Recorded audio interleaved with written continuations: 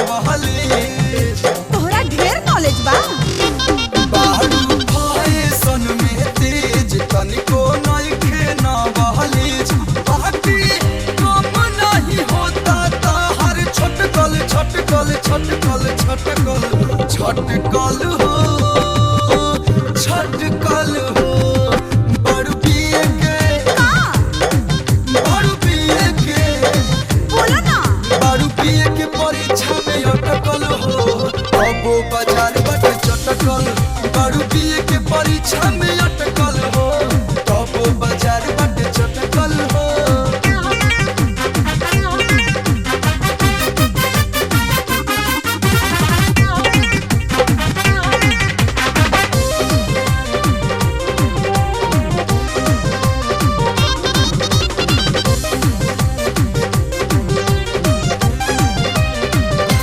English film देख के उल्टा सीधा पेन्हेलू ड्रेस। लइका देखत रही जाले सरजी हो जाले फरेस।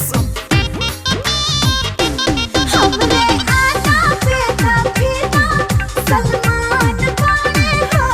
कितना मजनूई दिहिया पे कुर्बान खाने हो।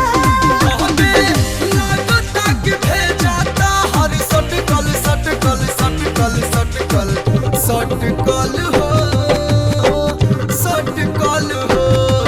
बारू पिए के तू आजमाला। बारू पिए के तोहरा में दम बा।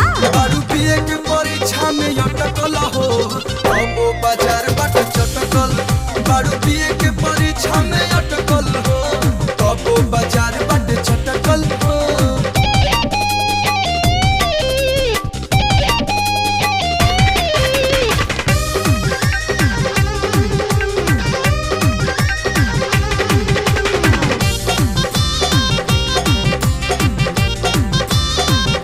तो हमसे टच होके देखा पास होई वो फटाफट। देहब अपना ज्ञान लेके पीहा घाटा घाट। नहीं चाही तोहर कुछ हमका बानी कंप्लीट। तोहरे जैसन लाइकन के दिल से का देनी डिलीट।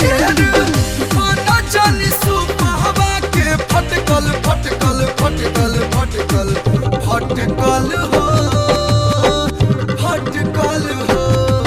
बारू पिए के नंबर 1 बानी। बारू पिए के तू तो अटकले बाड़ा। बारू पिए के परीक्षा में अटकल हो अब बाजार